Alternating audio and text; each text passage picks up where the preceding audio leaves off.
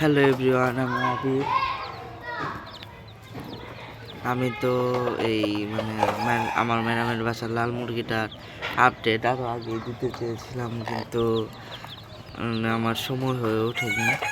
আর এই বাচ্চাগুলো পরশুদিন ফুটেছে, পরে আপনাদেরকে আমি শর্ট ভিডিও দিয়ে দিয়েছি।